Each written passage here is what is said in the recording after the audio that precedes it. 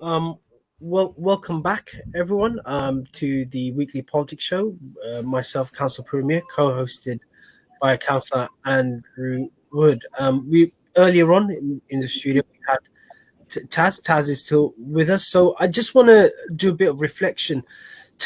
Before me and Andrew come in, since you're here, Taz, do you want to just give your testing? Do you want to give just reflection of what this case says about the state of the nation, for example, of the UK, and also the state of Tower Hamlets as a council, and where do we go from here? Well, I mean, it's pretty troubling. A lot of black and ethnic minority people are quite concerned about the precedent this sets, really, in terms of citizenship stripping. To be fair, citizenship stripping has been a possibility in UK law since 2002. However, it's been very parsimoniously used, never going above double digits in terms of per year for only the most extreme people. That was only up until 2019 to 2020. This government then pushed it out, so it involved 119 people in 1 year. So it's been converted from a minority scenario, a very rare situation, into something that's now being used on a larger class of people. Now, the reason that's most troubling is because on Friday last week, when the decision came out about Shamima's citizenship being stripped and her inability to come back to the UK, yesterday on Talk Radio 5, there were calls for stripping Prince Harry and Meghan Markle of their citizenship because of the negativity towards Meghan Markle and what have you. Now we've moved into French Revolution territory within the spirit of a weekend over one of the princes of Britain, because that tool is now on the table to be used against pretty much anyone. And it's not just usable in the context of counterterrorism. The actual test for whether you strip somebody of citizenship is whether they're conducive to the public good or not. Now, if you flagellate in a lift, that's not conducive to the public good of the lift. So that's the test we're actually talking about. We need to be quite concerned about how easily this law can be rolled out for entire classes of people. And any reflections on Tower Hamlets Council? Well, I wouldn't by choice is educated there. There's a risk there, isn't there? Really, and there's no lessons. Look, Shamima Begum and her friends who went over. This case is the worst case of child radicalization in the Western Hemisphere.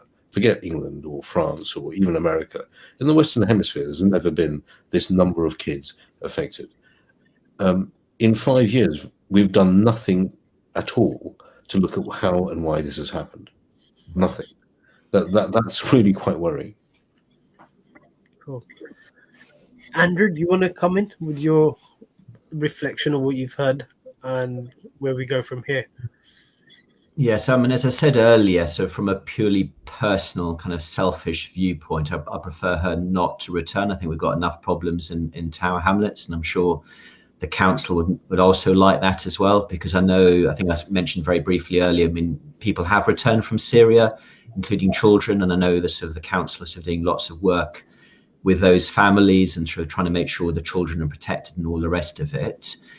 If her children had survived, then I would support her returning because I think that's the right thing for her children. But B, one of the things I am very concerned about is that we have a whole generation of children in Syrian camps right now who have links to the West, who are growing up in really desperate situations in refugee camps. And what happens when they reach the ages of 18? What are they going to do? And I'd much rather those children were back in the UK kind of being looked after and monitored than in Syria. But in this case, her children did die. But as a democratic, law-based society, obviously the Home Secretary's made his decision. And I'm really glad that we live in a society where actually it's the judges are going to be making this decision based on the evidence and the laws. And actually my working assumption, and I'm not a lawyer and I'm not an expert in this area as well, and I was slightly surprised by the most recent verdict, is actually I assumed that the judges would say, yes, she's a British citizen and she has to return to the UK. And that would be the right solution because it then proves that our laws protect all of us. but we'll see whether that's the case or not.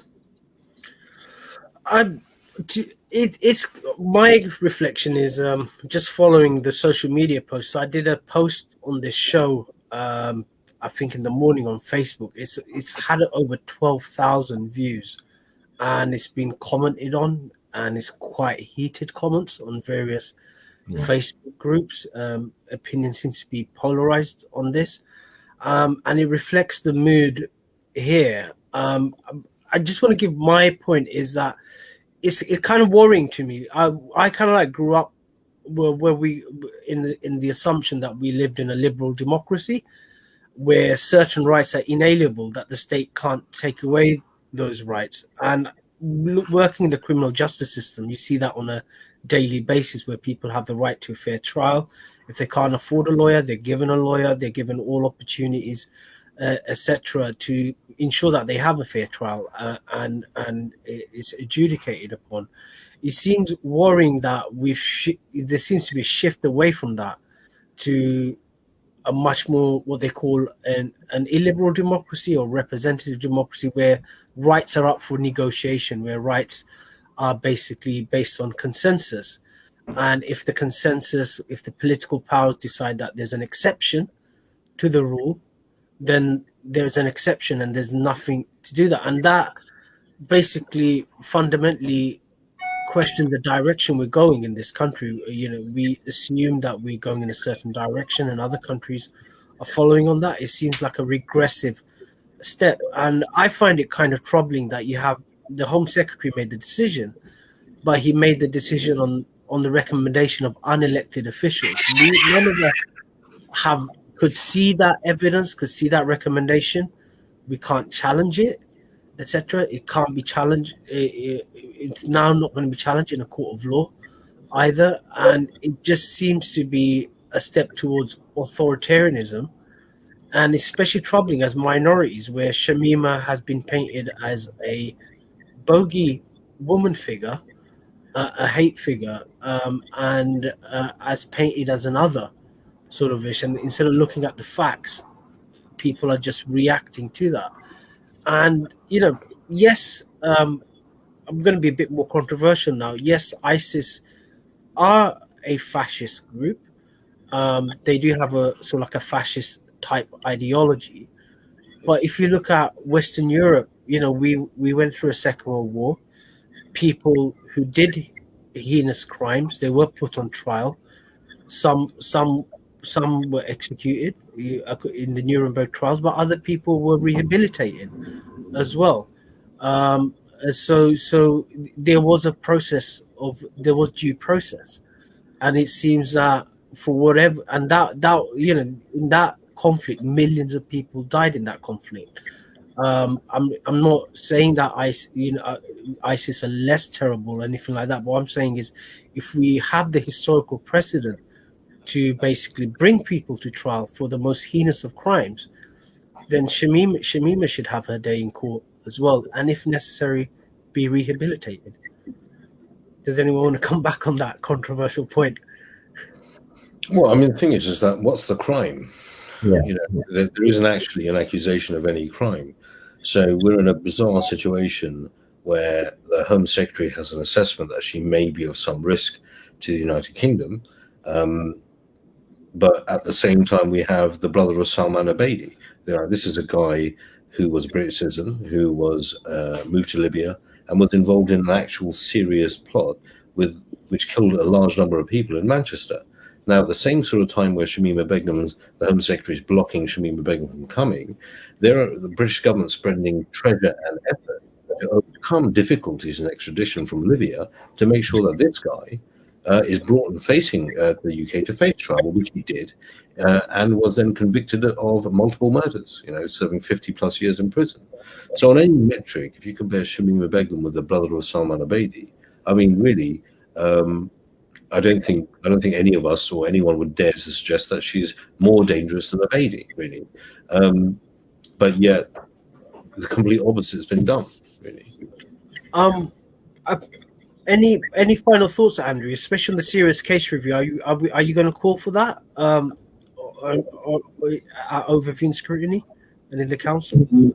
Yeah, I think so. I mean, I know in terms of social media, comments have been divided, and there's also a third strand of people, which is, oh, we don't want to hear any more about this. It's too difficult, and it's very divisive as well. But I come back to the point is, the point of overview and scrutiny is to learn lessons to inform future decisions and future actions of the council. And I still don't think we've learnt the lesson. And given that this is back in the news again, I think now is a good time to be sort of asking these questions again, given that I think we can almost certainly assume that some of these girls are now dead. Well, hopefully members of the Overview and Scrutiny Committee are watching this. I know we were yesterday in the budget where everybody was high-fiving themselves over holding the executive mayor to account. So guys, if you're listening, this is another issue that you could hold the executive mayor to account as backbenchers, and you could write as many open letters as you want on this one. But yeah, I think there's much work to be done, and I think moving on, lessons need to be learned, and we need to bring everything out in the open, shed more light, remove the heat, so we can learn lessons and actually do justice for everyone involved, including Shamima Begum. So I'll end on this note, but I just want to say thanks for coming on the show, Taz. Really appreciate it, because there are a lot of people, a lot of questions being asked, and it's actually been informative for me as well. And if this issue develops, we look forward to bringing you on for another show just to get your views. But definitely, I think people are motivated to bring this forward on all sides of the political spectrum, and let's see if we could get to the bottom of it as to what happened. But thanks for watching, and I just want to say thank you for our listeners as well, and the comments as well, and we'll end the show on this, and enjoy the weekend, and look forward to the next Friday weekly politics show with myself, Councillor Premier, and co-host Councillor Andrew Wood. But thank you everyone for watching. Thank you so much. Thank you. Bye. Thank you. Bye.